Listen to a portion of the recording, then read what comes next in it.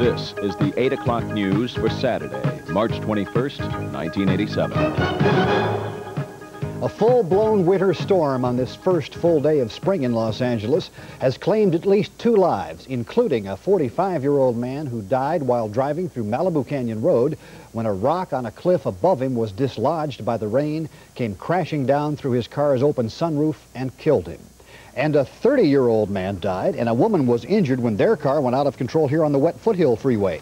The injured woman was taken to Holy Cross Hospital in Mission Hills. No names released yet on the man who died or the woman who was injured. And another accident, this one here on the Hollywood Freeway at Barham, totaled 4 cars, but all of the people in those cars escaped without serious injury and got safely to the sidelines. This was one of several major and minor incidents on the rain-soaked freeways today, but not all of the accidents were on the freeways. This one jammed up the Hollywood, as you can see.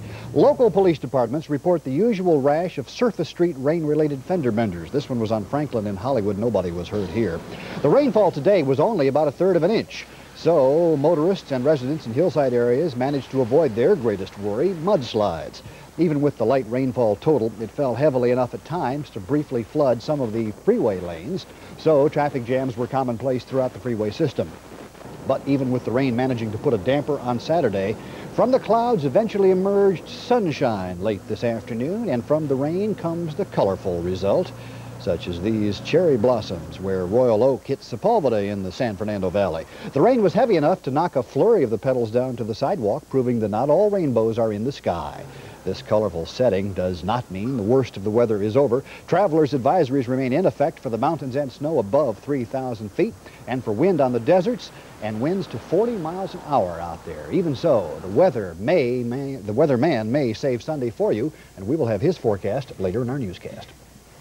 Los Angeles officials are still trying to pinpoint the cause of a $1 million fire that tore through a Van Nuys commercial building. 8 companies from the Los Angeles City Fire Department got it under control in a little more than an hour. No one was in the building at the time. Firemen had a rough time getting into the building because it was metal and was packed from floor to ceiling with cartons and containers. The owner was using it as a warehouse for cosmetics and plastics. The fire caused an estimated $1 million damage to the contents and another $100,000 to the building. Arson investigators are at work trying to find out who or what caused that blaze. The fast-talking professor who conned small-town River City actor Robert Preston is dead tonight. Preston died this afternoon in a Santa Barbara hospital after a battle with lung cancer. Though he appeared in more than 30 films and numerous stage productions, it was as Professor Harold Hill in The Music Man that he made his biggest mark. Preston starred in the Professor Hill role on Broadway. The show ran for 1,375 performances, and later he helped make The Music Man an enduring classic in the movies.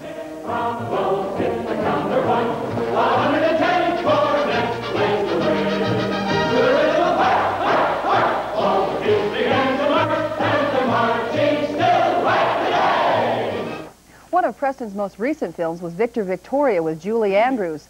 Before his death today, Preston had apparently been ill for some time. He was 68 years old. And he was a great talent. 2 gunmen are still at large tonight in Los Angeles, and that is keeping a lot of people on Skid Row on edge. The suspects gunned down 4 men last night in a barrage of bullets at a Main Street parking lot.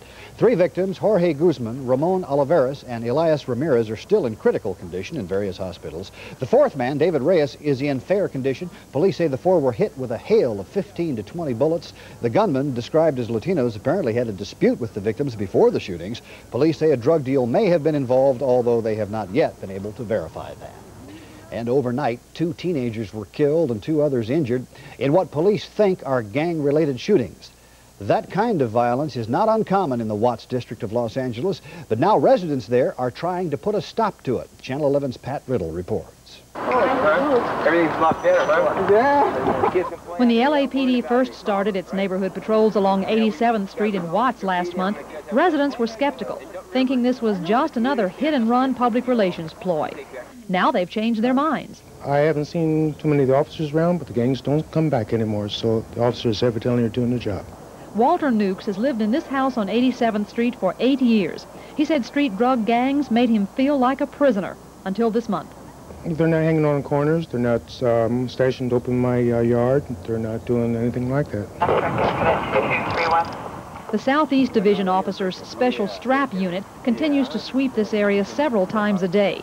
More than 700 arrests this month range from public drunkenness to drugs and murder. The community is mobilized with the clergy and the police, and they've taken back the street. The gang members that once dominated this street have gone into hiding, or they've moved out of the area. The LAPD STRAP unit has cleaned up 87th Street and 2 housing projects in South Central Los Angeles, but its work is just beginning here in another one, Jordan Downs. The police are starting off on the right foot. Their patrols have cut the crime rate here by 42%. But they want even more. A special housing projects task force is finding increased support among residents who in the past have always been afraid to speak out because of gang retaliation. They're a cancer within our society. They can be eliminated when people will stand up and fight back. Pat Riddle, Channel 11 News. Well, there's still a lot more to come here on our 8 o'clock news tonight. If you missed it, we'll replay the winning lotto number. Did the Ayatollah Khomeini set up the Iran arms deal to sting the U.S.? And a plan to raise RTD rates is stinging some riders. To be increased, it is only because of gross